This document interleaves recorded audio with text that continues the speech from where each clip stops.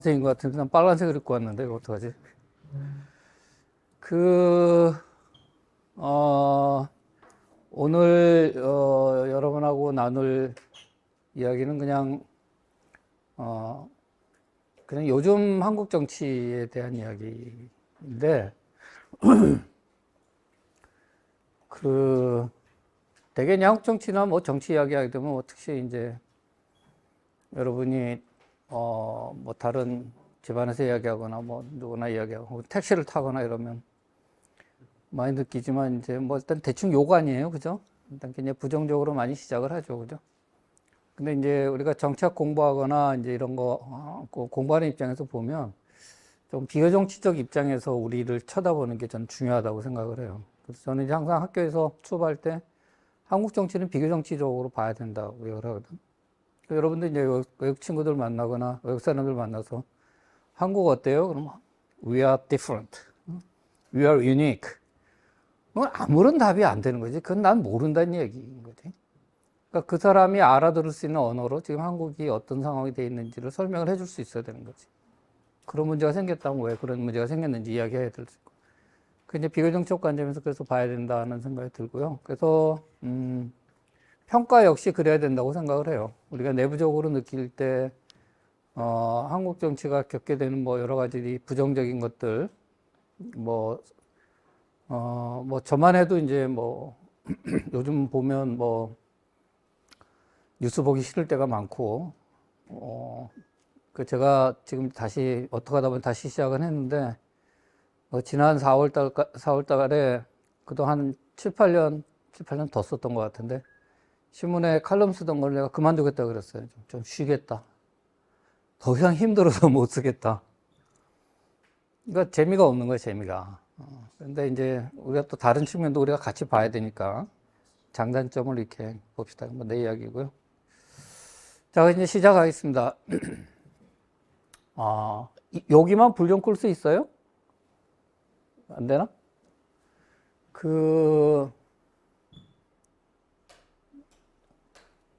요것만 돌리는 것만 꺼주면 되겠다. 레일에 있는 것만. 오케이. 네. 우리 정치의 변화를 이해하려면 일단 우리 사회의 변화에 대한 거를 일단 알아야 될 것 같은데, 일단 가장 기본적인 거는 짧은 시간에 굉장히 압축적으로 많이 성장을 했다. 그럼 변화가 일어난 거죠. 그죠? 그러니까 지금 요게 같은 공간의 사진이에요. 그죠? 저게 다 광화문 사진이에요. 그러니까 여러분이 봤을 때 왼쪽 편에 있는 거는 이제 전쟁 직후 사진이겠죠. 52년, 53년쯤 되겠죠. 그죠? 이쪽에 있는 건 이제 지금 사진이란 말이에요. 근데 저게 54하고 지금하고 뭐 70년 정도밖에 시간이 안 되니까 한 사람이 태어나서 저 두 개의 사진을 다 볼 수 있는 거죠. 그러니까 굉장히 빠른 시간에 우리 사회가 사실은 바뀌었기 때문에 저 사진이 보여주는 것처럼 저 변화되는 상황 속에서 이제 그 빠른 변화라고 하는 것이 여러 가지 형태의 구성원들의 이해관계라든지 혹은 생각이라든지 이런 거에 영향을 미칠 수밖에 없고, 그런 것들이 뭐 이러저러한 사회적 갈등, 정치적 갈등으로 이제 표출되어 나오게 되는 거죠, 사실은. 그러니까 1차적으로 봤을 때는 우리가 짧은 시간 동안에 많은, 물론 성공적인 경험을 해왔지만, 동시에 이제 그것이 줄 수 있는 이제 부담도 사실은 있다고 봐야 되는 거죠. 그러니까,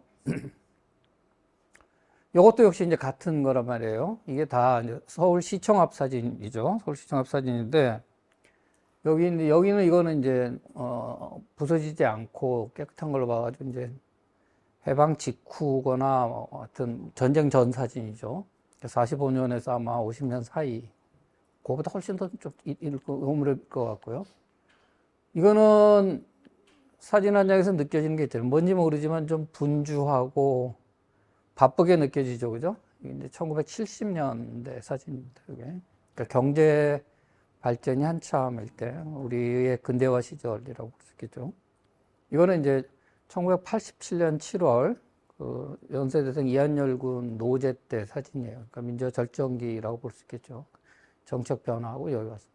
그래서 여기서 여기까지 이제 70년 만에 온 거죠. 그러니까 경제적인 변화, 정책 변화를 겪어서 이제 오늘날까지 왔습니다. 그래서 나름대로 이제 우리가 그동안 이뤄냈던 것들에 대한 자부심이나 이런 건 우리가 가질 필요가 있다고 생각을 해요. 그래서 그거는 저 일단 전제가 돼야 된다고 생각을 합니다. 그래서 거기서 지금 이 단계에서 한 단계 더 어떻게 업그레이드 될 거냐에 대한 고민 같은 게 필요한 거죠. 그래서 지금 나가면 다 난리 아니에요. 그죠? 지금 그러니까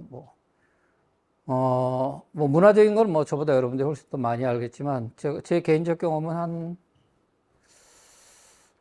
10년 됐나? 제가 핀란드를 못 가봤는데, 핀란드에서 연락이 왔는데, 그 헬싱키에 있는 대학이 아니고, 그거보다 좀 떨어져 있는, 그보다 작은 제2도시에 있는 대학인데, 거기서 한국 관련돼서 좀 강의를 특강을 해달라고 이틀. 그래서 이제 갔어요. 한번 하나는 민주화하고 하나는 이제 촛불 관련된 걸로 그 당시 했었는데. 근데 이제 핀란드 전체 인구가 500만밖에 안 돼요. 근데 헬싱키도 아니고 그 옆에 있는 작은 데고, 거기서 한국 특강인가 몇 명이나 듣겠어. 그래서 한 대학원생 한 서너 명 앉아 있겠군. 근데 나는 이제 사심이 있어서 갔거든, 사실은. 강의보다. 저 오로라 보러 올라가려고. 그래서 빨리 강의 끝내면 올라가야지. 이런 사심을 갖고 열심히 가서 한 명이 있더라도 난 열심히 강의하고 가겠다. 이런 생각으로 갔는데 한 이 정도 규모가 학생들이 찼어요.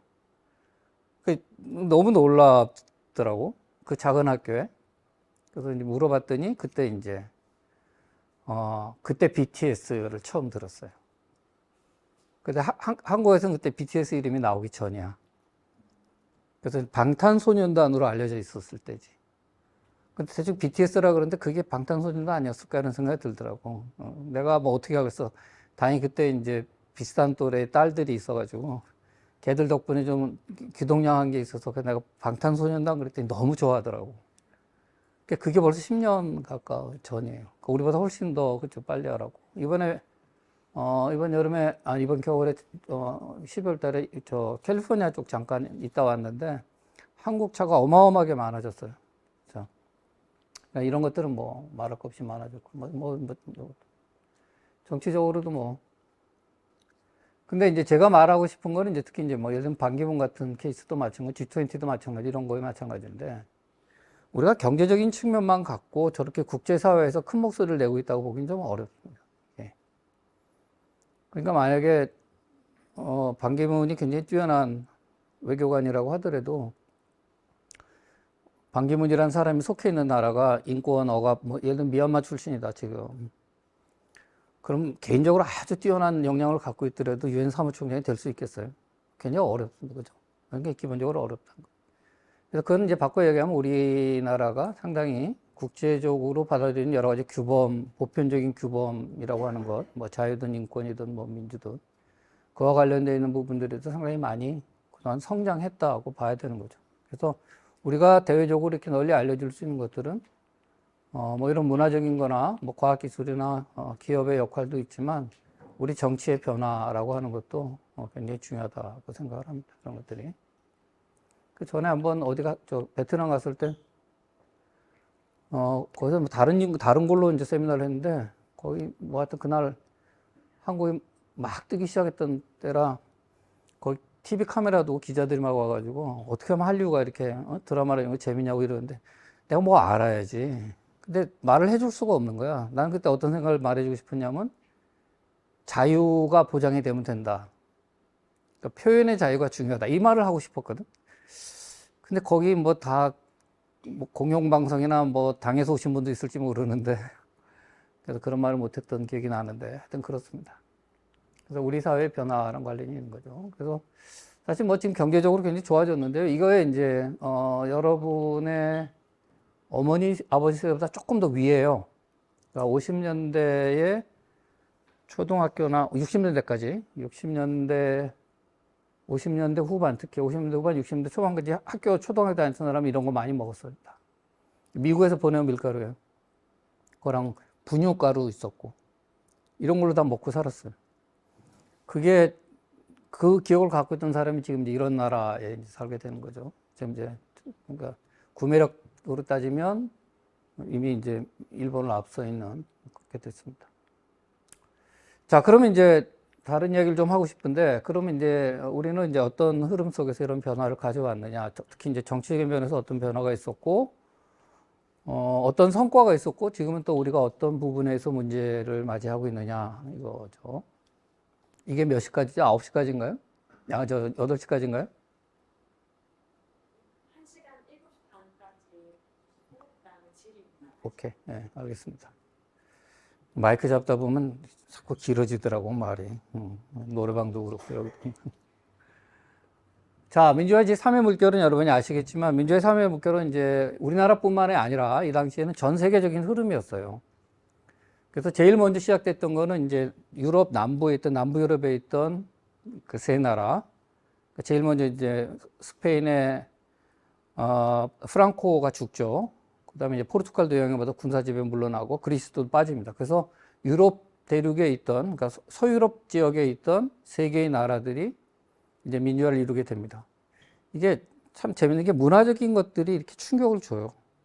스페인이랑 포르투갈이 딱 되니까 어디가 그 임팩을 받게 되냐면 이게 남미로 넘어가요.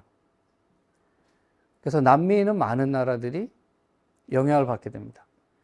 그러니까 우리는 이제 우리 이야기는 이제 좀 더 하겠지만 우리 내부적인 거에서 이렇게 왔는데 전체적으로 보면 그 세계적인 흐름에 이제 탔어요. 그래서 남미가 되고 났더니 아시아에서 제일 먼저 어디가 민주화가 혹시 알아요? 그냥 게스해봐. 어느 나라일 것 같아요? 문화적으로 가장 충격을 받을 수 있는 나라겠지.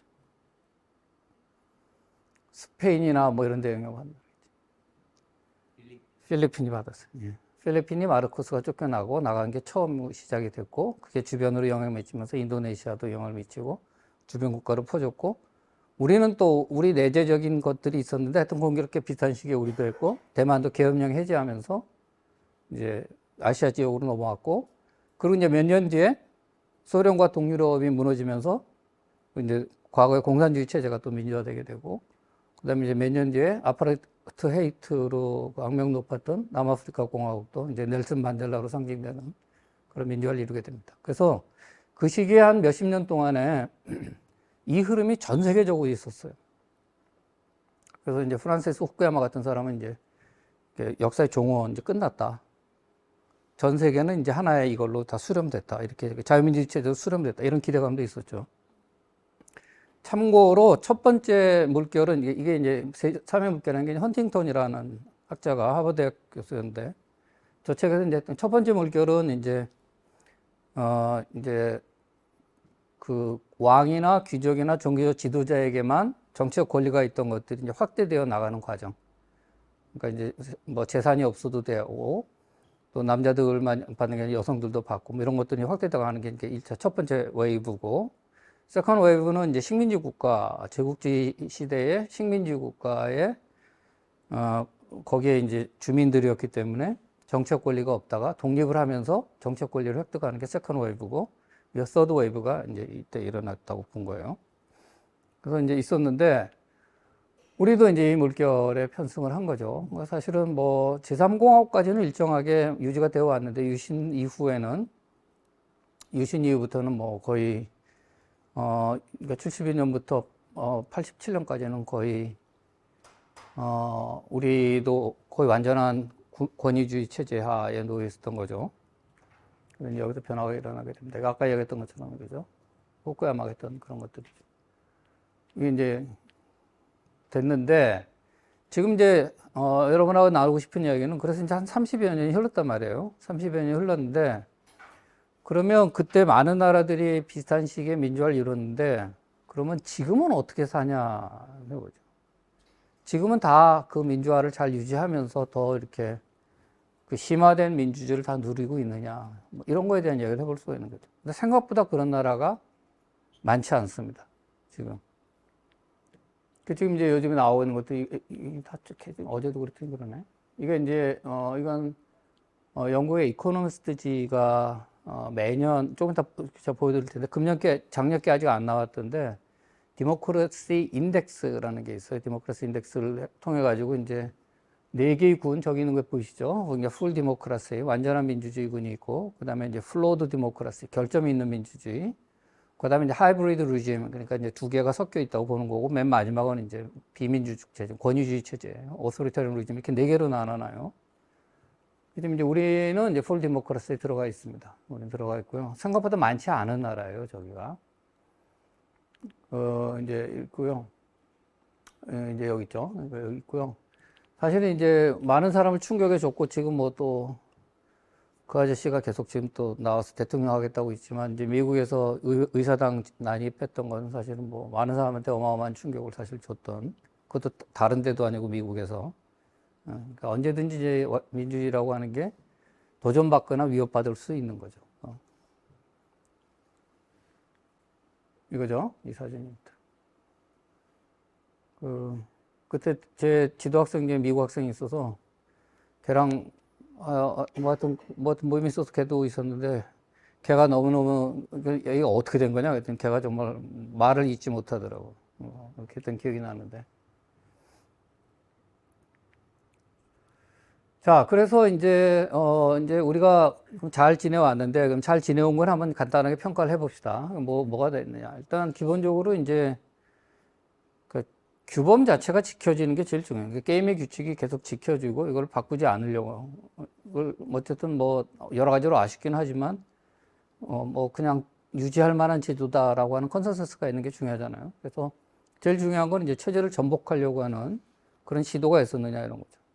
그게 뭐 폭동에 의한 것이든 아니면 군사력에 의한 것이든 다 어떤 것이든 다 마찬가지고 혹은 조직화되어 있는 정당에 의한 것이든 근데 그런 시도가 없었죠. 그죠? 그런 시도는 없었습니다. 지금 쿠데타 가능할까? 쿠데타 가능하지 않겠죠. 그죠? 쿠데타 어렵습니다. 쿠데타 안 되고요. 쿠데타라는 표현을 들어본 것 자체가 이제 노무현 대통령 되고 난 다음에 어느 세미나 갔는데 정말 나이 많이 드신 분이 뭐 하다가 갑자기 이렇게 가끔 이제 저런 프레스센터에서 하게 되면 그러신 정치에 관심 많고 또 목소리 크신 분 가끔 오시거든. 그 이상한 이야기 질문하고 막 이런 것들이 있는데 그냥 한번 손으로 가지고 노무현 당선 직후였는데 그러니까 취임한 직후였던 것 같아요. 군은 뭐 하는지 모르겠다고 지금 이럴 때 군이 나와서 엎어야 된다고 이런 이야기를 한 거야. 그러니까 다들 뜬금없어 하는, 이제 난 앞에 있었으니까, 이제 앞에서, 야, 대략 난감이고 어떡하지? 그랬는데 상황이 쉽게 넘어갔어요. 거기 있던 굉장히 많은 사람이 빵 터진 거예요. 그 질문을 듣고. 그러니까 굉장히 우스운 게 돼버렸죠. 그리고 이제 그 양반은 이제 자기도 쑥스러우니까 이제 안 듣고 끝나버렸는데, 그때 들은 것 이후에는 쿠데타 이야기를 아직까지 못 들어봤어요. 이게 어렵죠. 지금 이제 어렵다고 봅니다. 그러니까 이제 굉장히 중요한 것 중 하나가 문민 지배 이런 건데, 태국 같은 경우는 지난 10년 사이에 2번의 쿠데타가 있었죠. 반체제 정당도 이건 사실 여러 가지로도 어렵지만 어쨌든 선거 상황에서도 이렇게 반체제 정당이나 굉장히 위협할 만한 체제 도전적인 정당이 대규모의 표를 얻고 의회로 들어온 거는 없습니다. 그죠? 이건 지역주의도 영향을 미쳤고요. 그 다음에 시위 소요 이런 건 시위는 맨날 있죠. 어디 가든 있습니다. 정말 귀찮을 정도로 많이 있고 또 촛불 집회처럼 거대한 형태에 있었지만 그게 라이엇은 아니었죠. 폭동 아니었죠. 폭력을 수반하지 않았습니다. 이게 굉장히 큰 차이 중에 하나죠. 그래서 이제 어쨌든 선거를 통해서 권력을 장악해야 된다라고 하는 규칙은 명료해졌죠. 그건 아주 분명해졌습니다. 그래서 우리가 지난번에 이제 0.73% 차이 있었지만 그 이전에도 김대중 이회창 선거 때도 1.6%입니다. 저 때도. 그러니까 굉장히 작았던 거죠. 작았습니다. 그러니까 이때도 이렇게 이거 수용이 됐고요. 그러니까 패배한 패자가 선거 결과를 했죠. 이번에도 마찬가지고. 사실 득표율로 제일 작았던 거는 득표율 차로.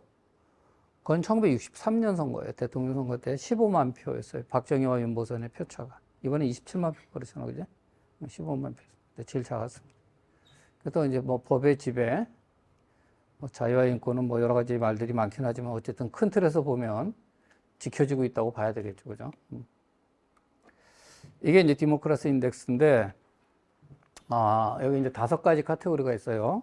이게 이제 사람들이 평가하는 거예요. 이 전문가들 평가나 관련된 사람 평가에 의한 건데. 첫 번째는 이제 정치 과정이나 이런 것들 얼마나 공정하게 치러지고 있느냐. 그 다음에 이제 다원적 경쟁은 유지되고 있느냐. 이런 거고요. 두 번째는 이제 정부의 작동은 이제 효과적으로 이루어지고 있느냐. 거버넌스가 효과적으로 제대로 이루어지느냐. 이런 거죠. 리스폰시브니스 이런 것도 있고요. 그 다음에 이제 정치 참여 얼마나 보장이 되느냐. 이런 거. 자유롭느냐. 정치 문화가 얼마나, 이 부분이 이제 많이 떨어졌어요. 지금 이제 우리가 이번에 이제 2022년 기준으로 이제 좀 그 전에보다 떨어졌거든요. 이게 만약 가장 많이 준 게 이게 많이 줄었는데 이게 이제 양극화, 그러니까 이제 그 상대방에 대한 서로 다름에 대한 인정 이런 것들이잖아요. 갈등의 해소 이런 부분들이 이제 정치 문화 쪽에 있는데 이게 좀 떨어졌고요. 그다음에 이제 시민 자유 뭐 이런 것들. 그래서 전체적으로 이제 여기서 이 5가지의 카테고리를 평균을 내서 8점이 넘어야 돼요. 8점까지는 플로우드 디모크라시, 그러니까 결점 있는 민주주의로 처리를 하고 8.01이 돼야 돼요. 하여튼 8보다 조금 크면 그럼 이제 풀 디모크라시군에 들어가는데 이게 167개국이 여기 조사를 해요, 매년.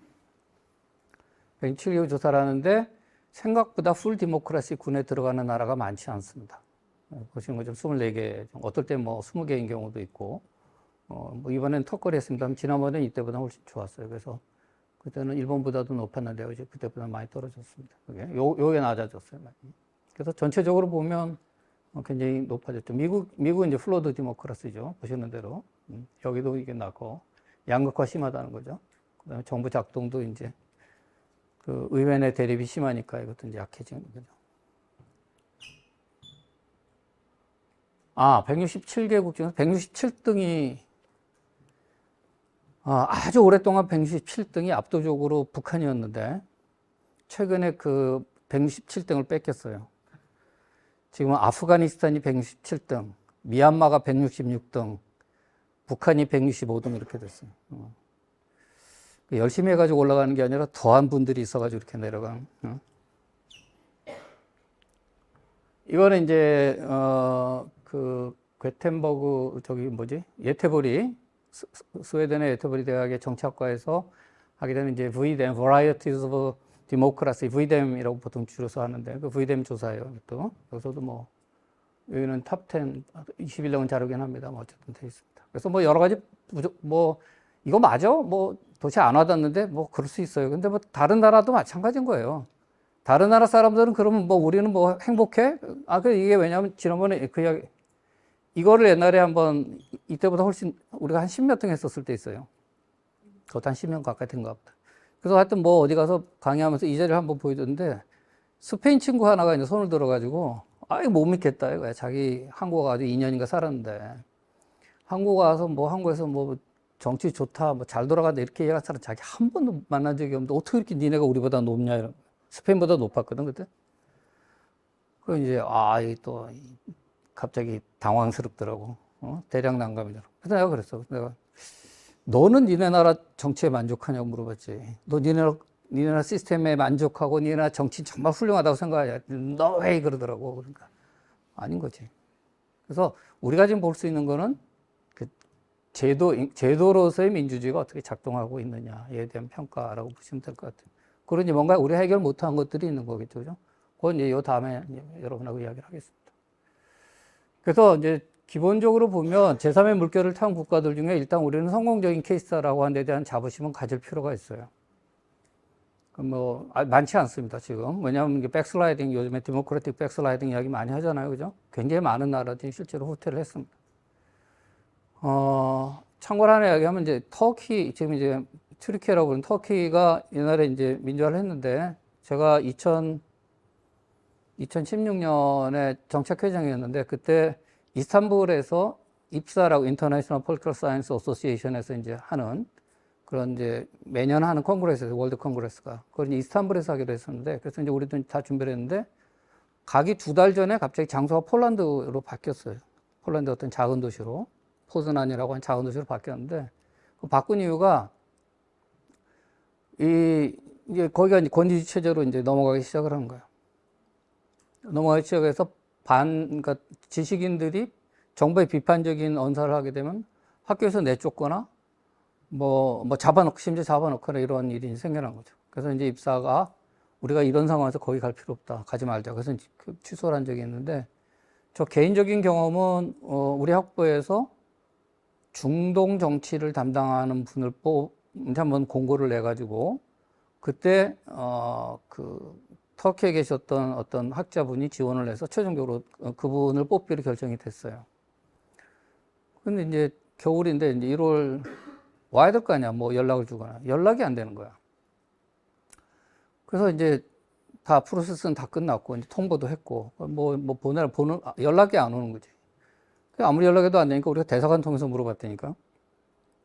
알고 봤더니 이 사람이 이제 비판적인 이야기를 한 거지. 왜 터키의 민주화가 후퇴되고 있다. 뭐 이런 얘기를 했겠지. 그래서 출국도 안 시키고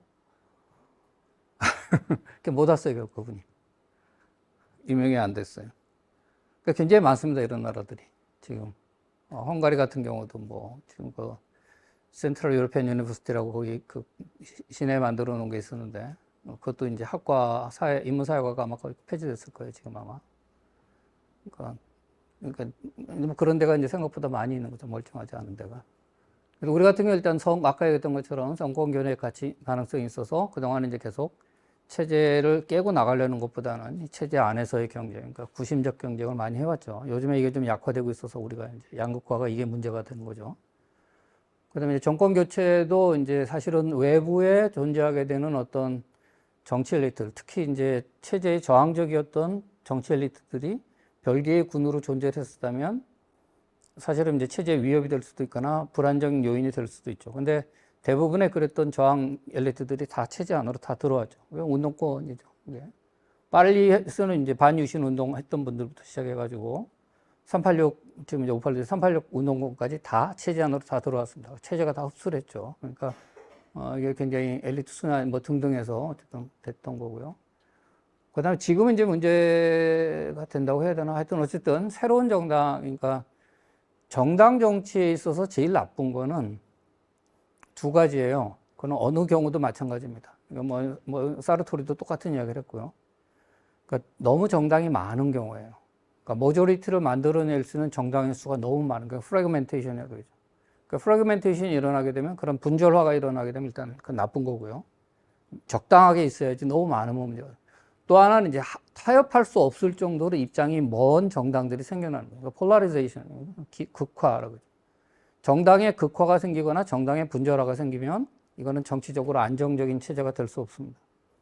근데 한국은 어쨌든 그 가장 예민한 시기잖아. 이 트랜지션 하는, 이제 공고화를 향해서 나가는 그 단계에서 어떻게 보면 굉장히 조심스러울 수 있는 상황이었는데 그런 정치적인, 그러니까 외부 엘리트들은 다 안으로 들어왔고, 그 다음에 정당이 지나치게 많거나 혹은 반체제적 정당. 그건 이제 예를 들면 운동권 같은 경우는 그 이전부터 엎어버리고 새로 헌법 만들자 뭐 이런 것도 있고 새로 판 깔자 이랬던 생각을 갖고 있었던 분들이 많이 있었거든.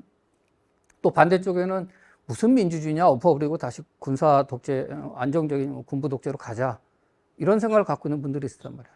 그러니까 이쪽에 극단적 당을 만들 수가 없었던 거예요. 당을 만들어도 실패했고. 그러니까 초기에 안정적으로 끌고 나오는 데는 뭐 문제가 있었지만 뭐 이게 지역이 좋으냐 이런 문제가 있겠지만 결과적으로 보면 그 정당 정치와 관련된 부분에서는 일종의 온건다당제적인 형태로 이렇게 잘 끌고 올 수 있도록 그래 왔던 것 같습니다. 지금이 양당제지 오히려 그때는 지금보다 한두 개의 정당이 더 많이 있었죠. 그 다음에 이제 군의 탈정치화는 뭐 저것도 긴 이야기인데요. 일단 뭐 YS의 개인적인 용기가 일단 중요했던 것 같고요. 그러니까 초기에 자기가 대통령 되고 보름 만에 했거든. 그러니까 대통령 취임하고 보름이면 내가 안 찍었다고 하더라도 새 대통령에 대한 기대감이 있죠. 그리고 이제 어쨌든 적법한 절차를 통해서 당선된 대통령이 갖게 되는 권위가 있고, 그리고 보름밖에 안 됐으니까 아직 실망할 일이 없잖아. 그러니까 이제 기대감도 뿜뿜, 그죠? 그러니까 그 타이밍에 가장 중요한 군의 보직을 교체를 합니다. 그 이제 뭐 수방사령관, 참모총장, 기무사령관 이런 것들이죠. 그래서 그게 이제 그 이른바 하나회의 핵심 멤버들이 가고 싶어 하는 자리였던 거죠. 그걸 이제 YS가 이제 정리를. 근데 그건 저항하기 굉장히 어려운 거죠, 그때. 또 여러 가지 이유도 있지만 그런 것들이 있었고요. 그래서 이제 YS 굉장히 컸고요. 또 하나는 이제 사실 우리나라의 군부 지배는, 그러니까 군부 전체, 그러니까 우리가 군부라고 부를 수 있는 그 구성원 모두의 통치였다고 보기는 좀 어려워요. 특히 5공화국은. 그러니까 5공화국은 신군부라고 하는 하나회와 신군부, 그 비슷해 많이 겹치지만, 그러니까 그러니까 일종의 한 파벌, 군사적 파벌, 그러니까 팩션의 지배인 거지. 그래서 YS가 그 상황에서 내가 열심히 난 잘하고 역량 있는 군인이라고 생각했던 사람이 있었을 텐데 그 사람들이 난 하나의 출신이 아니어가지고 불이익 받은 경우가 얼마나 많았을 거야. 보직이나 승진에서. 이 보직 승진이 엄청 군에서 중요한 거야. 5.16도 그게 굉장히 중요한 원인이었고 사실은 12.12도 그게 제일 중요한 원인이에요. 노인애들 내쫓고 저 능력 없는 선배들 내쫓고 우리가 저 자리를 차지하자. 이게 12.12 가장 중요했던 포인트거든요. 영화들 많이 봤겠지만. 그 영화에 대해서도 하고 싶은 얘기가 많은데 그건 시간이 없으니까.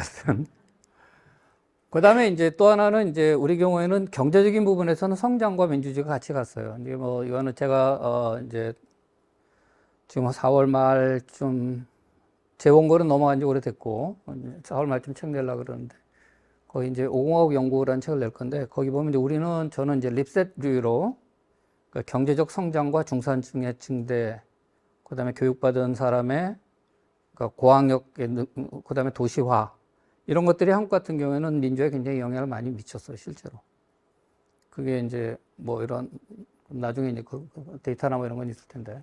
그랬고, 또 하나 우리 경우는 이제 계속적으로 이런 그러니까 소셜 모빌리티라고 그러지, 그죠? 계층 이동성, 이게 계속 열려 있었어요. 그래서 당대에 뭐 정주행도 나올 수 있었던 거지. 그러니까 집에서 뭐 쌀 한 가마니 갖고 나왔나 뭐 하여튼 뭐 그런 거 아니에요, 그죠? 그래서 나와서 한국 최고의 부자가 될 수 있을 정도에 있었고 그렇지 않더라도 대부분의 사람들은 열심히 일을 하고 뭐 공부 열심히 해서 대학 나오고 취직하게 되면 일정하게 성장할 수 있었던 그 시절이었죠. 그러니까 사회적 계층 이동에 대한 믿음도 굉장히 있습니다. 말하자면 이 어떤 착취 피착취라고 하는 이런 경계가 우리 경우에는 사실은 분명하지 않았어요. 그래서 한국에 왜 계급 정당이 없느냐? 이런 거랑 굉장히 중요하게 영향이 돼요. 이거는 서구에서의 그러니까 산업혁명의 단계, 경제성장의 단계, 근대화의 단계랑 한국의 상황은 전혀 다른 거지. 그런 기회가 계속 열려 있고, 그 다음에 서구 같은 경우는 계급이라는 게 이렇게 자기 아래 때의 전수가 되는 거거든. 그러니까 아버지가 노동자면 아들도 노동자일 가능성이 굉장히 크고, 그 손자도 노동자일 가능성이 굉장히 큽니다. 빌리 엘리엇 영화 봤어? 빌리 엘리엇 보면 아버지가 광산에 있고 큰형도 광산에서 일을 한단 말이야. 그거 이상하지 않은 거예요. 그게 이제 그건 클래스라고 우리가 부를 수 있는 거고, 우리는 이제 그렇지 않았다는 거죠, 저때. 그 다음 저건 그런 거고요. 어쨌든 행정부 열심히 했고. 자, 그래서 이제 민주화, 시간 좀 빨리빨리 가겠습니다.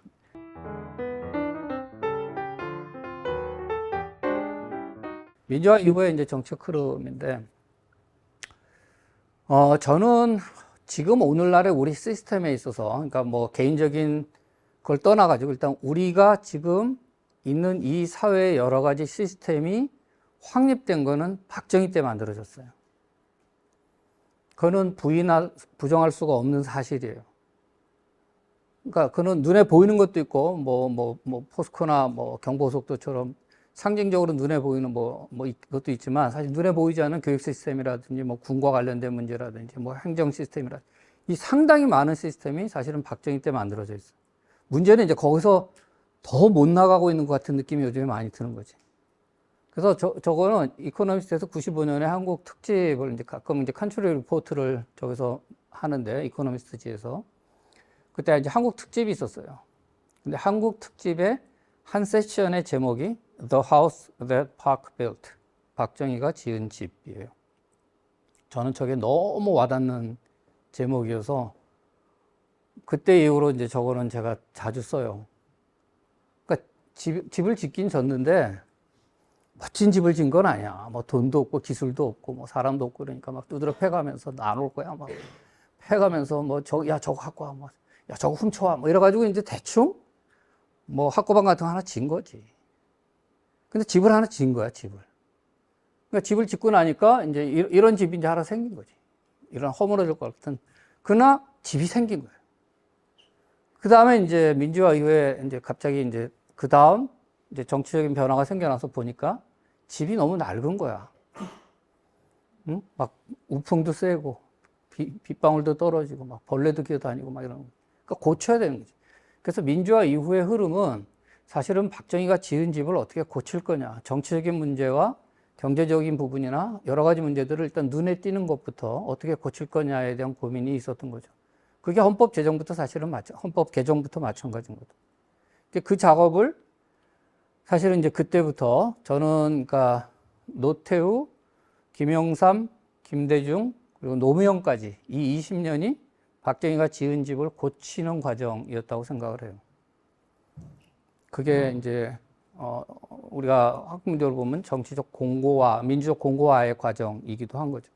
근데 집 지으는 작업을 이제 여러 가지로 많이 고쳤습니다. 그래서 뭐 이것만 해도 상당히 긴 시간 동안 이야기할 게 많은데 이건 그냥 넘어갈게요. 그래서 각 대통령이 사실은 우리가 이제 뽑고 나면 뭐 뭐든지 다 할 것 같은 뭐 이러고 끝날 때 되면 다 실패했다 그러잖아요, 그지? 그러면 이제 뭐 대통령이 다 실패했는데 민주화 직후에 우리가 한 7,000불쯤 됐나? 한 6,000불쯤 됐나? 그때 많으니까 한 5,000, 6,000불쯤 됐을 거예요, 아마 그때. 근데 대통령은 그 이후에 대통령은 다 실패했는데 우리는 이렇게 된 거는 왜 그렇지? 설명이 안 되는 거죠, 그죠? 나름대로 그 대통령들이 각각 자기 역할을 했다고 생각을 하고요. 특히 지금 이제 뭐, 이제 그 노태우 대통령 같은 경우는 뭐 사실 북방 정책만 하더라도 한국의 외교적인 집행이 절반밖에 없었으니까 그걸 이제 요 얘기만 짧게 하고 넘어갈게요. 노태우 대통령이 이제 전두환 때 그 내무부 장관 잠깐 하다가 그다음에 체육부 장관을 오래 했어요. 근데 그때 체육부 장관 역할은 국민 체육 증진 뭐 이런 것도 있겠지만 그건 별로 중요하지 않았고 제일 중요한 건 올림픽을 성공적으로 개최하는 거였어요. 우리가 따왔잖아. 따왔단 말이에요. 그것도 이제 굉장히 박정희 때 이제 출발을 했다고 박정희 죽고 난 다음에 전두환이 다시 그걸 살려가지고 했어요. 그 와중에서도 뭐 관료들이 안 된다, 실패한다, 뭐 등등 말 많은데 어쨌든 나왔는데. 근데 이제 재밌는 게 이게 88년이었단 말이에요. 근데 1980년 올림픽이 어디였냐면 모스크바였어요. 근데 그때 레이건이 미국 대통령인데 그때 그러니까 이제 악의 제국이었잖아 그때 소련이. 그래서 모스크바 올림픽 때 서방 국가들을 안 보낸 거야. 압력을 넣어가지고. 그래서 반쪽으로 치러졌어요. 80년 올림픽이. 근데 이게 참 역사의 알이 84년이 어디? 로스앤젤레스 LA 올림픽이었던 거야. 소련이 똑같이 보복을 한 거지. 그래서 LA 올림픽에는 동구권 국가들이 또 참여를 안 한 거야. 그러니까 두 번이 반쪽이 된 거지. 근데 88년은 어디서 있냐면 분단국가에서 하게 된 거야. 외교적 관계도 절반밖에 없는. 근데 어쨌든 오공화국 사람들은 이거 성공시켜야 된다고 생각을 했거든. 그 이제 노태우한테 너 다음에 할 가능성이 높으니까 네가 맡아서 하라 뭐 이렇게 한 거지. 그래서 이제 이걸 이제 노태우가 활용해가지고 적극적으로 많이 했고 또 그 당시에 이제 동구권의 경제적인 어려움과 한국의 경제 성장이 만나면서 또 굉장히 많은 지금 이제 이렇게 가게 됐던 북방 정책이. 그래서 이제 그때 이제 한국을 알리는데 가장 일반 외국의 시청자들이 봤을 때 올림픽에서 한국을 알리는데 가장 좋았던 효과적인 종목이 뭐였을까? 응? 양궁. 뭐 양궁도 있겠지. 근데 일단 우리 사회를 알려야 될 거 아니야. 마라톤이지. 왜냐하면 딴 거는 잘 지어놓으면 돼. 그거 한 몇십억 들어가서 잘 지어놓으면 돼. 근데 이게 마라톤은 거짓말하기 굉장히 어렵잖아. 2시간을 이렇게 비춰야 되잖아. 그래서 이제 그게 잠실 주경기장 지금 이제 거기서 출발해가지고 어디로 뛰냐면 이제 새로 다리를 놨어. 그게 올림픽 도로야.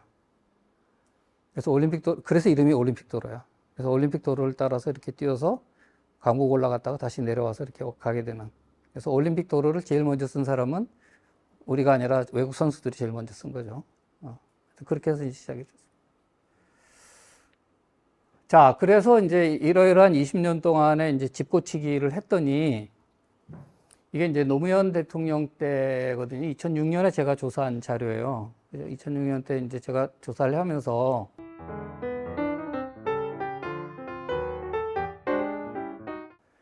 일단 2002년에 원했던 게 뭐냐 이거 물어봤고요.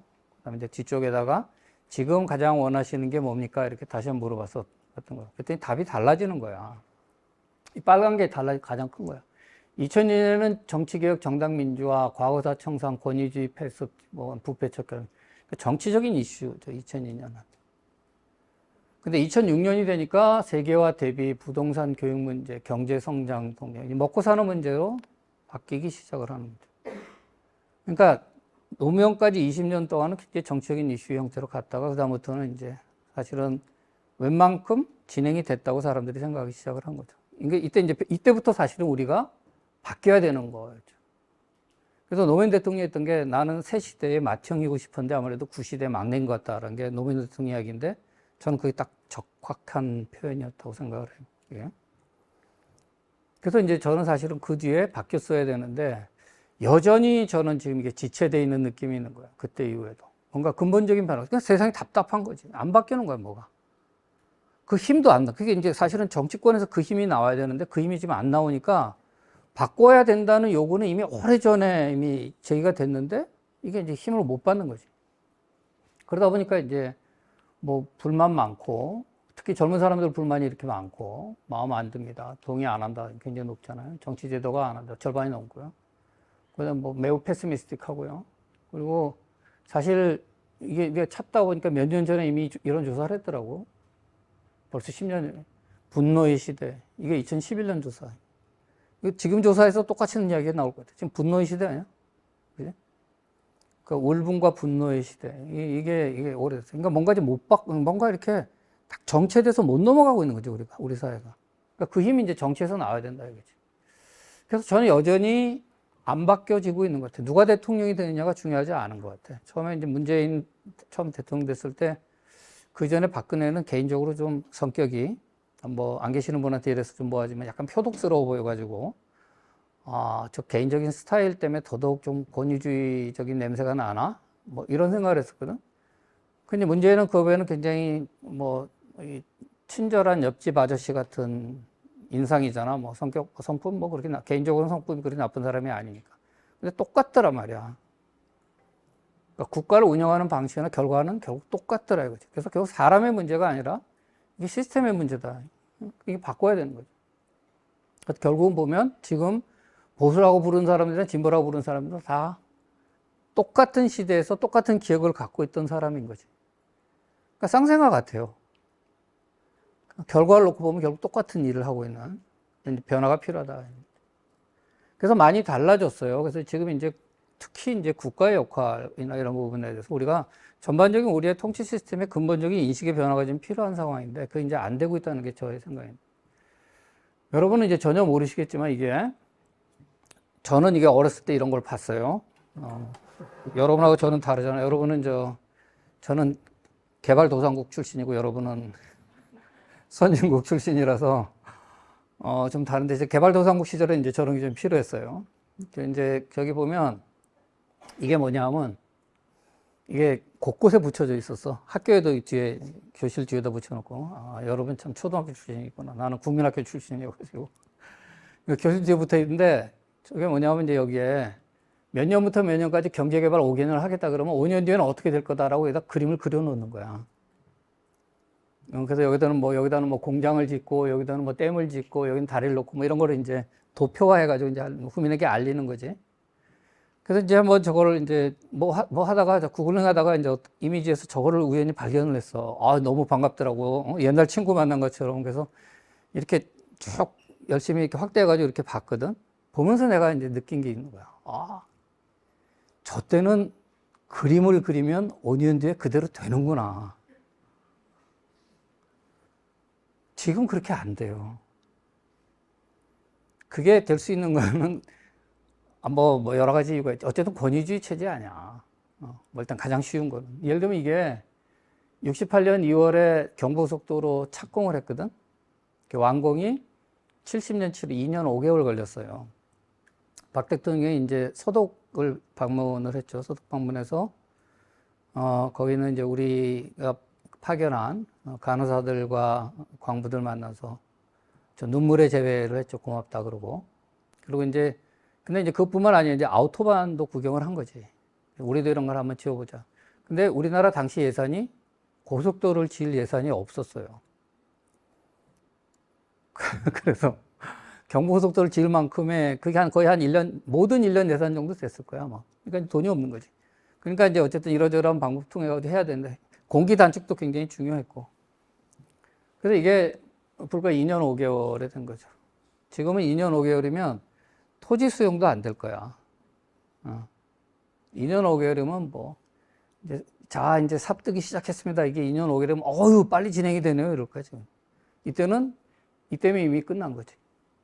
그래서 지금 대통령이 여기서 테이프 커팅, 이 정주영 씨인데, 테이프 커팅 하고 있을 때 부산에서는 이제 마지막 작업하고 있었죠. 야, 몇 시간 남았어? 한 4시간 더 남았습니다. 막 더 밀어, 뭐 이런 거지. 그래서 2년 5개월. 이때는 국가가 설계자, 이게 발전국가 시대, 우리가 이른바 이야기하는 디벨롭먼탈 스테이트 시대에는 강력한 국가의 자율성을 갖고 모든 사회 부분에 앞서 있는 국가가 그림을 그리고 기획을 하고 그 설계된 그림대로 끌고 나갔던 게 그 시절이죠. 지금 그러니까 지금은 이제 그때는 또 유능한 관이었고 관료들이 유능한 집단이었고 보고받으니까 일종의 박정희 주식회사의 뭐 상무고 전무고 이런 사람들이 된 거 아니야? 사실 따지고 보면 관료들이라는 게. 지금 이제 그렇게 안 되죠. 지금은 이제 민간이 훨씬 효율적 아니에요? 국가가 이제 훨씬 뒤쳐져 있다. 근데 여전히 끌고 가려는 생각이 많아. 뭐, 목표 정해서 끌고 나가지. 그게 정치의 역할이긴 하지만, 디테일한 부분에서 개입을 너무 많이 하죠. 금융 여전히 관치금융 여전히 막, 우리 막 여러 군데서 보잖아요. 그죠? 이게 이제 안 바뀌어지고 있고요. 그래서 지금은 이제 사실은 큰 정부, 작은 정부의 문제가 아니라 한국에서는 우리가 이제 뭐 이런 이야기 하게 되면 자꾸 뭐 이념 논쟁이 돼가지고 좌파는 큰 정부를 좋아하고 뭐 우파는 작은 정부를 좋아하고 하는데 한국의 문제는 강한 정부라는 45년 그때 물려받은 체제부터가 강한 국가였고 그게 전쟁, 그다음에 경제 개발, 권위주의 체제 이걸 거치면서 계속 강한 국가가 되어 온 거죠.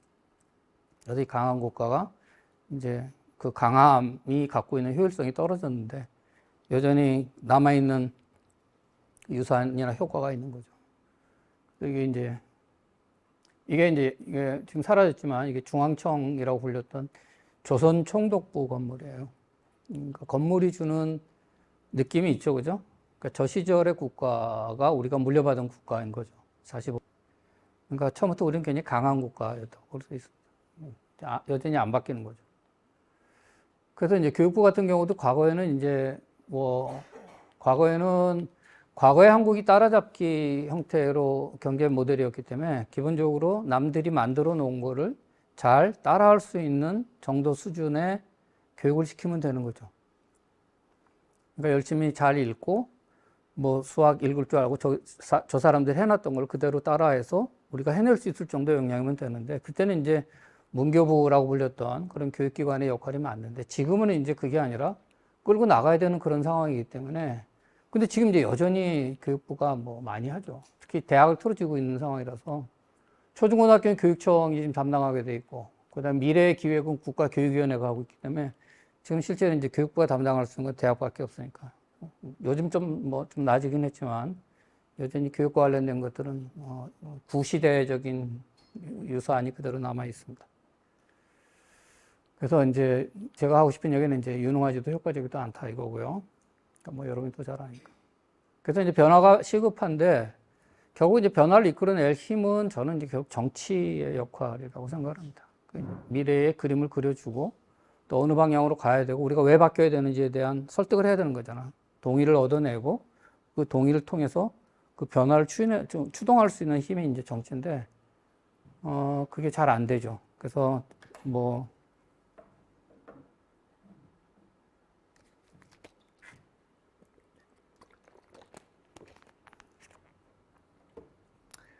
그래서 이제 제왕적이거나 하고 통치할 때는 제왕적이라고 그러고 끝나면 실패했다고 그러고 뭐 이게 이제 우리가 보통 하는 것이 그리고 별로 안 바뀌는 것 같고 적어도 지난 두 대통령의 시기에는 한국 사회가 크게 바뀌지는 않았던 것 같아요. 박근혜 5년이나 뭐 5년까지 어쨌든 5년이나 문재인 5년 크게 우리 사회가 달라진 것 같지는 않아요. 그래서 이제 문제가 생기는 게 지금도 마찬가지로 나타나는데 지금 이제 5년 단임 하에서 전임 대통령의 정책은 일단 모두가 부정이 됩니다. 같은 대통령, 같은 정당 출신조차도 마찬가지인 거지. 그래서 내가, 이명박 대통령 임기 끝나고 박근혜 대통령 때, 행정부서에 들어갔는데, 회의가 있어서. 괜히 재밌는 걸 발견했어. 초기였는데. 녹색이라는 단어가 싹 사라졌더라고. 진짜 싹 사라졌어. 깜짝 놀랐어. 그 이전까지는 이명박 대통령 때는 녹색 성장이 굉장히 중요한 거여가지고 여러 군데 많이 만들어 놨거든. 근데 박근혜, 이명박 같은 정당 출신이잖아.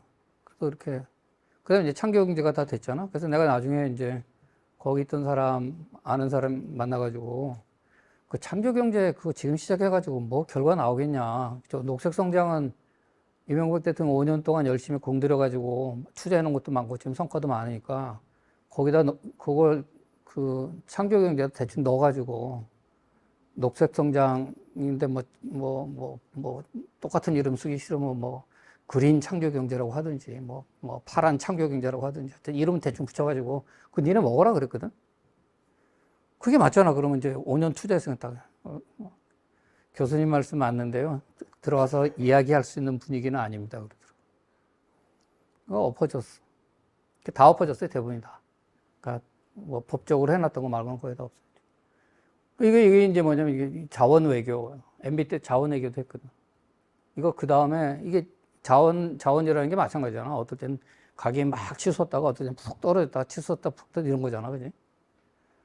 근데 어쨌든 장기적 관점에서 확보한다는 차원에서 이제 MB는 어쨌든 뭐 장사꾼이니까 예민하신 분이니까 그거 이제 다 해가지고 했었는데 그 다음에 이제 다 엎어졌죠. 그래서 자원 회계하면서 또 뭐 해먹은 거 없나 막 그런 것만 이제 뒤지기 시작을 해가지고 다 엎어졌습니다. 그러니까 사실은 5년인데 5년인데 그 처음에 1년은 대부분 아마추어로 시작하기 때문에 시행착오가 많죠. 그다음에 한 짧으면 6개월 정도라고 합시다. 한 6개월 정도는 길면 1년이지만 6개월. 그리고 마지막 1년은 무조건 레임덕이죠. 그죠? 마지막 1년은 뭐 다음 대통령 선거 치르니까 다들 안녕히 가세요. 지금 뭐 관심 없잖아. 그지? 새로 오시는 분들만 관심이 있지. 그러니까 결국 3년 반 통치하는 거야. 3년 반 통치해서 뭐 만들어 놓으면 이제 그 다음에 받아야 국가적인 변화가 생길 텐데 뭐 요즘 자꾸 결혼하라고 그래, 애 낳으라 그러는데 이게 장기적으로 뭔가 변화된 모습들이 보여야 따라갈 거 아니야. 과학기술 정책도 마찬가지고 굉장히 많은 부분이 다 비슷해요. 여당 가면 또 바뀔 텐데 뭐 이런 생각할 수 있잖아. 뭐 집 사라 뭐 해라. 다음에 또 와가지고 또 왕창 세금 때리면 어떡하려고. 이런 생각 갖게 되는 거지. 이게 이제 여러 가지로 이제 문제가 해결이 안 돼요. 바뀌는 게 없는 거죠. 이걸 내가 왜 집어넣지? 하여튼 10년. 내가 보는 오락풀은 이거 하나밖에 없어. 그래서 나 혼자 산다 10년이 됐다. 그래서 10년 정도 되면 뭔가 쫙 연륜이 쌓이잖아. 우리는 그 10년만큼, 이 프로만큼도 안 되는 거야. 바뀌는 게, 그러니까 결국은 어떻게 되냐면 손대다가 마는 거기 때문에 대충 이제 현상 유지가 되는 거지. 그러니까 세상이 답답한 거야. 안 바뀌는 거지. 뭔가 목소리는 크고 뭔가 바뀌어야 된다는 거 요구하고 다 알아듣는 것 같은데 실질적으로 힘은 못 받고 기존에 있었던 그 질서가 크게 손상되지 않은 채 대충 또 요담으로 넘어가는 거지. 그럼 또 새 대통령을 만나가지고 또 이제 뭐 이렇게 가는 거지. 그래서 대통령이 이제 그렇게 못한다 뭐 이런 이야기고 시간이 없어가지고. 그 다음에 이제 또 하나 지금 이제 우리 문제는 대통령감이 없어졌어요. 나는 정말 윤석열 대통령이 마음속으로부터 정말 훌륭한 대통령이고 저분은 정말 나라를 구해주실 분이다 라고 생각하는 사람은 본인도 그렇게 생각 안 할 거야. 어쩌다 대통령이 된 거 아니야? 준비도 안 돼 있었단 말이야. 근데 그 이전에 있었던 사람들은 우리가 보면 다 뭐 우리가 개인적으로 선호는 있을 수 있겠지만 대통령감이 아니다라고 이야기하기 굉장히 어려운 분들은 이승만, 박정희, 김영삼, 김대중이 대통령감 아니야 이렇게 이야기하는 게 굉장히 어렵지. 오랫동안 준비를 했고 또 그런 정치력을 보여줬던 사람들인데 지금은 이제 어느 날 갑자기 막 나타나기 시작을 하는 거지. 이제 그리고 이제 의회 정치에 오래 있으면 뭔가 뭐 때묻었다 하거나 뭐 여러 가지 문제 있다고 생각을 하기 쉬우니까 비판의 대상도 되기 쉽고 그러니까 자꾸 밖에 있는 거지. 안 들어가고. 그럼 정치적 경험이 없는 사람이 계속 이제 정치를 하는 거지. 지금 굉장히 우리 정치의 초유의 사태예요. 정치 경험이 전혀, 의회 경험이 전혀 없는 대통령과 보궐선거로 들어온 초선 야당 대표가 있는 정치. 이게 최악의 정치가 될 수밖에 없지. YSDJ 수십 년 동안 했던 사람들이잖아. 그리고 어떻게 문제 풀어야 되는지도 알고. 그다음에 주변에서 아각거리는 그 외부의 열성 당원들 때문에 초선들이 목소리 크게 내는 나라. 초선들이 당을 좌지우지하는 나라가 없어요. 이게 그냥 웃기는 시스템이라니까. 걔들이 경험이 없잖아. 뭘 알아. 정치가 어떻게 돌아가는지도 모르고. 그러니까 정치가 나빠졌어요, 굉장히. 그리고 이제 이런 사람들이, 뭐 지금은 이제 안철수 뭐 굉장히 경험이 많은 사람이 됐지만, 처음에 2011년인가? 처음 나왔을 때, 안철수가 뭐 2012년 대통령 선거 나왔을 때 안철수가 뭘 알아? 아무도 모르지. 무릎팍도사 한 번 하고, 힐링 캠프 2번 나와가지고 갑자기 나라를 구할 구세주가 됐거든? 그래서 그때 이제, 한 10분 늦어질 것 같아. 내가 수업 시간에 그때 20대에서 안철수 인기가 높아가지고 수업 듣는 애들한테 안철수 지지자 손 들어봐. 그랬더니 꽤 많더라고. 안철수가 대통령 되면 경제정책 어떻게 되냐? 그랬더니 잘 모르겠는데 어쨌든 뭐 기업도 운영해봤고 뭐 삼성동물원 이런 이야기를 했으니까 뭐 좀 알 거라고. 알겠다. 딴 친구한테. 걔는 운이 좋았어. 딴 친구한테. 안철수가 되면 대북 관계는 어떻게 되냐? 그랬더니 한참 생각하더니 모르겠대. 자기 잘 들어본 적 없는 것 같아. 또 딴 친구한테. 안철수가 되면 대학 교육이나 교육 정책은 어떻게 되니? 모르겠다 그러더라고. 그래서 내가 그랬어. 니네들이 모르는 게 당연하다. 왜냐면 안철수도 모른다, 지금. 안철수도 한 번도 그렇게 생각을 해본 적이 없는 사람인데 대통령이 되겠다고 온 거지. 지금 뭐 똑같아. 와서 뭐 그나마 뭐 그래도 어쨌든 윤석열 그래도 공직에 있었으니 좀 다를런지는 모르겠는데, 그거는 뭐 그쪽이나 모르지 뭐 수사를 많이 해봐가지고 뭐 경제 수사를 많이 해서 경제를 너무 잘한다고 하는 그런 생각을 갖고 있는 사람이니까 뭐 그런 공안 사건 많이 했으면 뭐 북한도 잘할 수 있고 뭐 이러는지는 모르겠는데 어쨌든 경험이 없잖아. 경험이 없고 문제를 풀어나가는, 그러니까 관료적 형태의 관료적 마인드로 지금 끌고 나가는 거예요. 전체적으로 관료적 마인드로 끌고 나가고 있는 시스템이고, 그래서 관료가 많이 중용이 되고 있는 것도 있고. 그러니까 효율이나 뭐 이런 것들이 있을 수 있는데, 이제 목표가 분명하냐에 대한 문제도 생길 수 있을 거고, 특히 효율성을 따질 때 나타날 수 있는 이 사회적 갈등이나 문제 해결은 잘 못하는 거지. 그러니까 이제 계속 지금 이제 삑사리가 나오고 문제가 계속 생기는 거지. 준비가 안 돼 있었던 건 충분히 정치적으로. 뭐 이재명이라고 해서 다를 건 없는 것 같아요. 초유의 문제죠. 그래서 이제 더 이상 영웅적 서사를 가진 인물을 찾기는 좀 어렵게 된 거죠. 이것도 넘어가겠습니다. 그래서 옛날에는 이제 준비를 많이 했죠. 옛날에는 왕조 시대에는 세자를 책봉하고 미리부터 당대 최고의 석학부터 공부를 시켰는데 그래도 성군이 되는 경우는 별로 없었다. 지금 공부도 안 한다 이런 얘기죠. 그죠? 메르켈 같은 경우는 다른. 요거는 뭐 넘어갈게요. 넘어가고.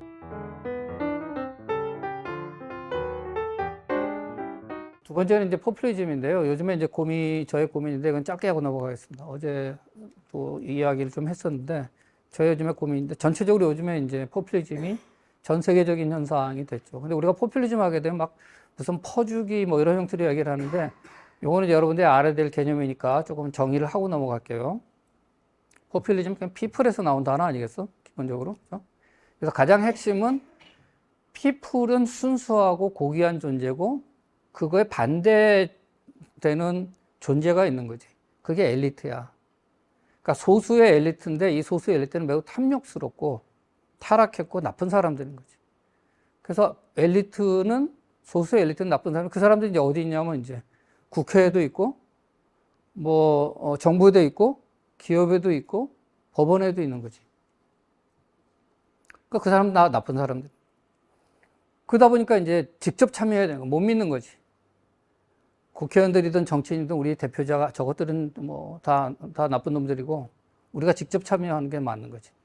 그게 이제 굉장히 강한 이 포퓰리즘의 특성 중에 하나고요.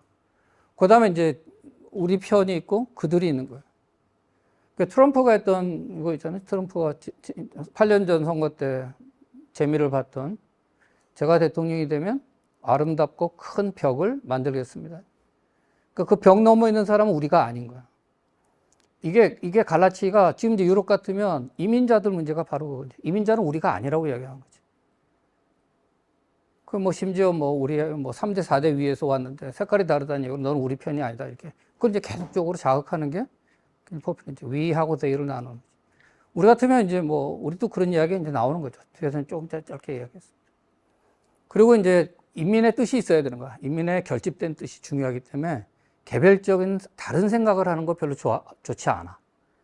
그러니까 루소가 이야기하는 제너럴 윌 같은 거지.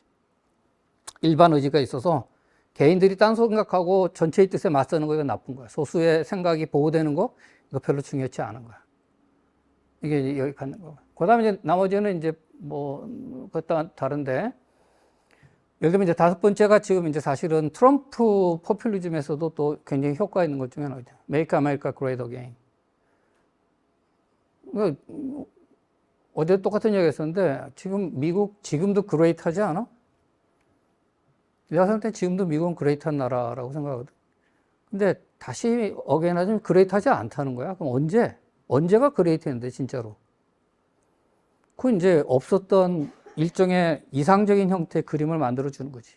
백인들이 중심이 되고 기독교적인 종교적인 가치가 그다음에 패밀리 밸류가 강하게 미국 사회를 지배하고 있던 시절, 예를 들면 그런 시절이 있었는지 없었는지는 몰라. 아주 초기가 아니라면. 그러나 사람들한테 그걸 이제 불러내는 거지 자꾸. 그래서 그들을 만들어내는 거야. 그래서 Make America Great Again이 가장 포퓰리스트적인 이게 구호예요. 그다음에 뭐 나머지는 뭐 다 아는 것들이니까. 그럼 우리는 어떠냐? 우리도 이제 막 나타나기 시작을 하는. 특히 지난번 문재인 정부 때 했던 적폐라는 것 자체가 이게 어느 한쪽이 적폐인 거잖아. 그럼 이미 나쁜 사람인 거야, 그지? 악인 거지. 그럼 그 악을 처벌하는 우리는 선한 사람인 거지. 정의로운 사람인 거지. 그러니까 적폐라는 것 자체가 기본적으로 굉장히 이렇게 나눠놓는, 거기에 이제 더 이제 용어로는 이제 토착외구 같은 거죠. 그러니까 토착외구는 정말 나쁜 표현이라고 나는 생각을 하는데. 그러니까 토착외구라는 표현은 저 사람이 일본에 호의적이거나 혹은 나랑 일본과 관련된 문제에 대해서 동의하지 않는다는 이유로 너는 우리 공동체에 있지 않다라고 이야기를 하는 거지. 너는 일본 사람이 저쪽에 가야 되는 사람이라고 이야기를 하는 거지. 그게 이제 포퓰리스트적인 용어라고 볼 수 있어요. 그러니까 이런 것들이 이제 나오기 시작을 하는 거죠. 뭐 빨갱이도 일종의 그런 거긴 하지만. 그 다음에 이제 지금 우리 이제 반엘리트주의 세죠. 양극화 세졌죠. 그 다음에 국회 안 믿죠. 정치 혐오. 그러니까 이게 포퓰리즘에 지금 우리가 굉장히 취약해진 구조라고 볼 수 있습니다. 그래서 지금 이제 분열의 정치죠. 그래서 과거에 우리 정치는 겉으로 보기에는 굉장히 세게 다투는 것 같았지만 DJ가 있었던 시절의 정치는 그래도 구심적 경쟁을 하던 정치였다 이거예요. 중산층, 그러니까 중도층을 이끌어내고 내가 조금 더 많이 나의 지지를 확장할 수 있는 형태의 정치를 했었지. 타협도 필요하면 했던 거고 그래서. 근데 지금 이제 강성 지지층을 보고 하는 정치니까 이게 이제 원심적 경쟁은 센트리 후걸하게 모이지가 않고. 근데 분열이 점점 가속화되고 이제 정치가 분열을 조장하는 이런 형태 하는 거고. 그러다 보니까 이제 분열된 상황에서 정치권이 정치력을 발휘하지 못하고 정치력을 발휘 못하니까 결국 어디로 가냐면 이제 사법부에 들고 가는데 사법부가 이제 정치적으로 해결해야 될 문제가 감당하기 힘들 정도로 커진 거지. 그래서 심지어 대통령까지 날렸단 말이야, 이제. 그러니까 이제 뭐 대통령까지 날렸는데 이제 사법부에 못 가져가면 정치적 문제가 뭐가 있어. 정치 사법화가 심각해졌는데 정치 사법화가 이루어지게 되니까 이제는 사법부가 우리 편이 돼야 되는 거지. 사법부를 우리 편으로 만들어야 우리에게 맞는 판결이 나올 거라고 생각을 하게 되니까 영향을 미치기 시작을 하는 거지. 인선에 상당히 노골적으로 많이 들어갔죠. 뭐 지난 정부도 뭐 이번도 다 그렇죠. 그러면서 사법부에 대한 신뢰는 떨어지기 시작하는 거죠. 그러니까 대통령과 국회는 이미 정파적으로 신뢰의 정도가 달라졌고 우리 편이 장악하고 있는, 예를 들면 지금 조사해 보면 민주당 지지자들은 국회에 대한 신뢰도가 높을 거. 오히려 반면에 이제 국힘 지지자들은 대통령이 더 낫다고 생각할 수 있지. 게다가 이제 전체적으로 그나마 버텨줘야 될 사법부조차도 이제, 그럼 이제 우리가 만들어 놓은 중요한 인스티튜션 자체가 다 이제 이렇게 된 상황이 된 거죠. 그러니까 위험해진 거예요. 그래서 또 이제 변화를 해야 되는데, 그래서 이제는 좀 우리 시스템 87년 체제 한계가 온 거 아닌가 이런 생각이 들어요. 그래서 좀 바꿔서 일단 한 사람한테 모든 거 의존하는 것도 위험하고 또 그만한 거를 감당할 수 있을 정도의 역량을 갖고 있는 사람도 없는 것 같고 또 권력이 한 사람한테 집중되다 보니까 그 권력을 차지하기 위해서 그 위너 테이크 올 시스템이 갖게 되는 승자 독식의 시스템이 갖게 되는 극단적인 정치가 있는 거예요. 저걸 무조건 갖고 와야 돼요. 모든 수단을 동원해서 저걸 갖고 와야 되는 거예요. 공유가 안 되는 권력이니까. 그러니까 이게 이제 전체적으로 우리를 좀 많이 피곤하게 하고 있는 것 같다. 그래서 이걸 좀 바꿔야 된다. 지금은 이제 특히 이제 정당 같은 경우에도 이번 21대 국회가 민주화 이후에 가장 양당적 국회예요. 95%예요. 두 정당의 의석수가. 근데 이렇게 높았던 적이 없어요. 지금 이제 정치도 최악이 된 거고. 그래서 얘들이 이제 계속적으로 쌓아 나가는 거지. 계속적으로 이렇게 쌓아 올라가고 있어서 갈등이 이제 점점 더 그러니까 중재 역할이 없어지는 것 자체가 지금 굉장히 심각. 제3당이 뭐 누구든 나와야 될 때가 아닌가. 정당 개혁이 좀 필요하다 뭐 이런 거고요. 그래서 맨 마지막으로 이제 시민 부분인데 요거는 뭐 넘어가고요. 마지막으로 이제 정치 개혁할 때 뭐 자꾸 뭐 제도 이렇게 손대는 것보다 저는 가장 중요한 게 이제 우리 체제 시스템 경쟁이라고 봐요. 핵심은. 그러니까 시장 경쟁이 뭔가 이노베이션을 계속 만들어내고 삼성이 뭐 왜 저렇게 열심히 하겠어요. 이렇게 망하는 회사들이 많잖아요. 경쟁에 낙후된다. 근데 지금 정치적으로 뭐냐면 정치의 경쟁성이 지금 약화가 됐어요. 경쟁 없는 선거, 대부분의 지역은 이미 승자가 정해져 있는 곳이죠. 경쟁이 없다. 우리가 서울에서 보면 뭐 몇 개의 정당이 경쟁하는 것 같지만 지역으로 내려가면 하나의 정당에 대한 선택이죠. 경쟁이 없어졌어요. 그러다 보니까 두 정당 다 아무리 망해도 80석에서 90석을 얻을 수 있어요. 전혀 생존하는데 문제가 없는 거예요. 절박하지 않아요. 그러니까 망하지 않는 거지. 근데 얘들처럼 진짜 망하게 하면 경쟁에서 뒤처지고 정치적 소비자의 마음을 잃게 되면 망할 수 있으면 그럼 지금 정당이 저렇게 가기 굉장히 어려워요. 그래서 뭐 정당한테 법적으로 어떤 제재를 해라 뭘 해라가 아니라 가장 중요한 거는 정치적 경쟁성을 어떻게 우리가 회복할 수 있느냐. 그걸 할 수 있는, 그래서 어떻게 다원적인 형태의 경쟁이 나타나고 새로운 경쟁자가 진입할 수 있도록 그런 환경을 만들어주는 게 우리 정치 개혁의 보다 큰 핵심이 아닐까 이런 생각이 듭니다.